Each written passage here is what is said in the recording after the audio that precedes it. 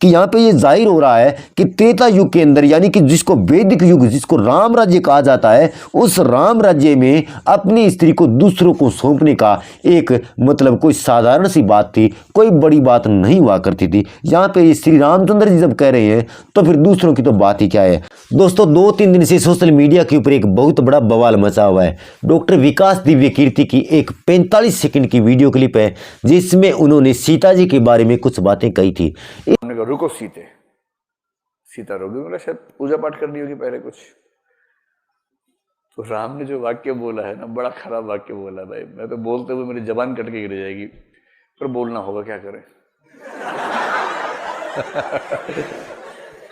तो ऐसा वाक्य बोला है, और वो वाक्य ये है कि हे सीते, अगर तुम्हें लगता है कि युद्ध मैंने तुम्हारे लड़ा है तो तुम्हारी गलतफहमी है। युद्ध तुम्हारे लिए नहीं लड़ा है, युद्ध अपने कुल के सम्मान के लिए लड़ा है। और रही तुम्हारी बात, जैसे कुत्ते द्वारा चाटे जाने के बाद घी भोजन योग्य नहीं रहता है, वैसे तुम अब मेरे योग्य नहीं हो। इस वीडियो क्लिप को लोग अपने अपने तरीके से अलग अलग तरीके की थंबनेल डाल करके, अलग अलग तरीके का टाइटल डाल करके इस वीडियो क्लिप को बड़ी तेजी से वायरल कर रहे हैं। दोस्तों किसी भी वीडियो क्लिप को वायरल करना अच्छी बात है, खराब बात नहीं है, लेकिन बुरी बात निकल करके सामने ये आ रही है कि इस वीडियो क्लिप के माध्यम से डॉक्टर दिव्य कीर्ति सिंह को यहाँ पर हिंदू विरोधी घोषित किया जा रहा है। दोस्तों बात यहाँ तक पहुँच गई कि दी लल्लन टॉप वालों ने डॉक्टर दिव्य कीर्ति को घेर लिया और सबसे पहला सवाल यही किया कि क्या आप हिंदू विरोधी हो।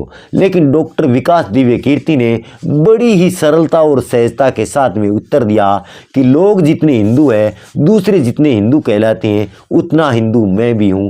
मैं कोई हिंदू विरोधी नहीं हूं और हिंदू धर्म की बड़ी इज्जत करता हूं। तो चलिए दोस्तों आज की इस वीडियो में हम यही जानेंगे कि क्या डॉक्टर विकास दिव्य कीर्ति वास्तव में हिंदू विरोधी है या फिर नहीं। तो दोस्तों मैं पढ़ता हूं आपके सामने इस वाल्मीकि रामायण को। इस रामायण के आधार से हम जानेंगे कि क्या डॉक्टर विकास दिव्य कीर्ति ने जो बातें अपनी 45 सेकंड की वीडियो क्लिप में कही थी वो गलत थी या फिर सही थी। तो दोस्तों मैं खोलता हूँ इस रामायण को, आप देख लीजिए। ये गीता प्रेस गोरखपुर से प्रकाशित है और वाल्मीकि रामायण है, कोई फेक रामायण नहीं है। मैं इसको खोलता हूँ और लिए चलता हूं आपको युद्ध कांड के 115 नंबर सर्ग में। यहीं पर ये बातें लिखी हुई है और आपको थोड़ा सा मैं बता दूं कि ये बातें कहां चल रही है।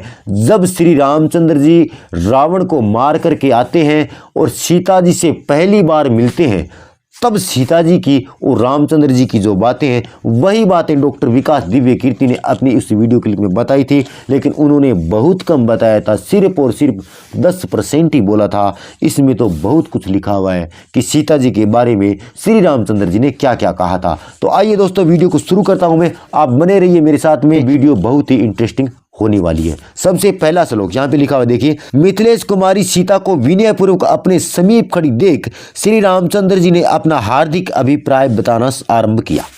तो ये है पहला श्लोक, यहाँ पे श्री रामचंद्र जी कह रहे हैं।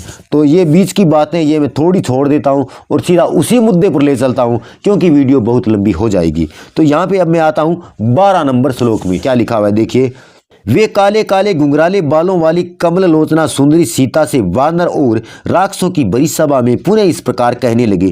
क्या कहा है यहाँ पे सुनिए, अपने तिरस्कार का बदला चुकाने के लिए मनुष्य का जो कर्तव्य है वह सब मैंने अपनी मान रक्षा की अभिलाषा से रावण का वध करके पूर्ण किया।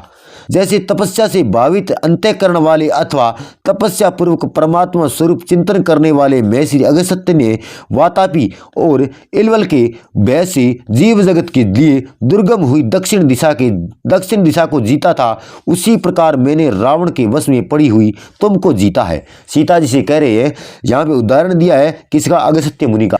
कह रहे हैं कि जिस तरह से अगस्त्य मुनि ने दक्षिण दिशा को जीता था, इसी तरह मैंने रावण के वश में पड़ी आपको जीता है। आगे और क्या कहते हैं सुनिए, तुम्हारा कल्याण हो। तुम्हें मालूम होना चाहिए कि मैंने जो यह युद्ध का परिश्रम उठाया है तथा इन मित्रों के पराक्रम से जो इसमें विजय पाई है, यह सब तुम्हें पाने के लिए नहीं किया गया है। यहाँ पे देखिए कह रहे हैं, जो विकास दिव्य कीर्ति ने कहा था वही बातें यहाँ पे आ रही है। श्री रामचंद्र जी कह रहे हैं कि मैंने ये जो युद्ध किया था ये आपके लिए नहीं किया था। आगे क्या कहते हैं और सुनिए। सदाचार की रक्षा, सब और फैले हुए अपवाद का निवारण तथा अपने सुविख्यात वंश पर लगे हुए कलंक का परिमार्जन करने के लिए ही यह सब मैंने किया।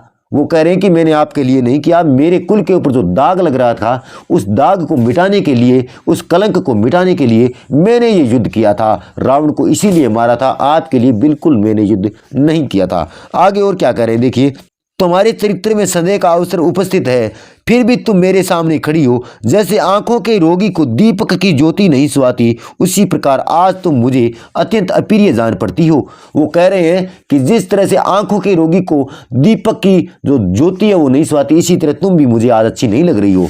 आगे और क्या कहते हैं सुनिए। अतः जनक कुमारी, तुम्हारी जहां इच्छा हो चली जाओ, मैं अपनी ओर से तुम्हें अनुमति देता हूं।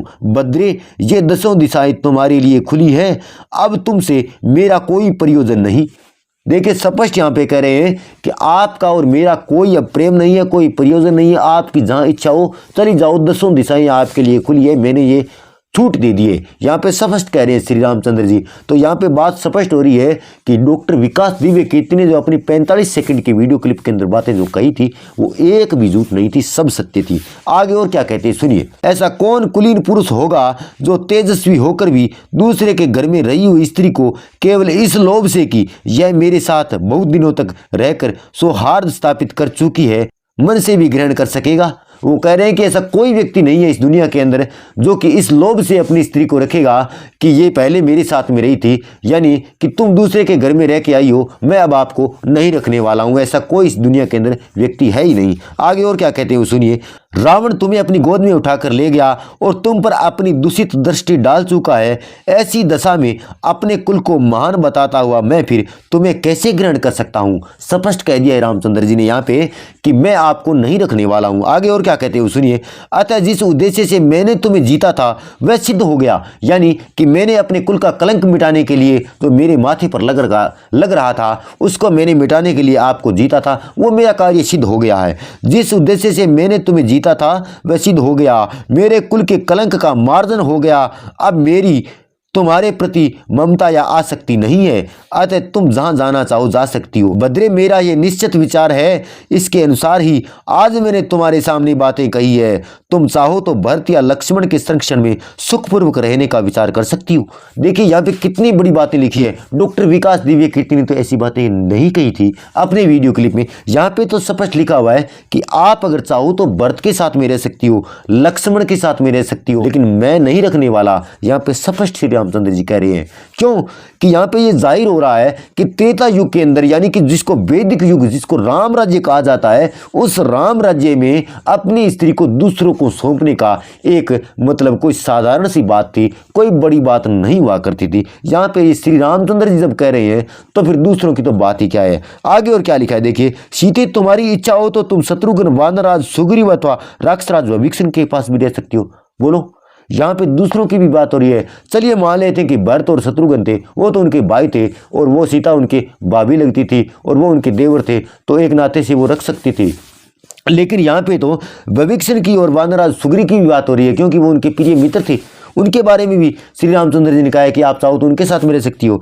सीते, तुम्हारी इच्छा हो तो तुम शत्रुघ्न या वानरराज सुग्रीव अथवा वानरराज विभीषण के पास भी रह सकती हो। जहां तुम्हें सुख मिले वहीं अपना मन लगाओ। सीते, तुम जैसी दिव्य रूप सौंदर्य से सुशोभित मनोरम नारी को अपने घर में स्थित देखकर रावण चिरकाल तक तुमसे दूर रहने का कष्ट नहीं कर सका होगा।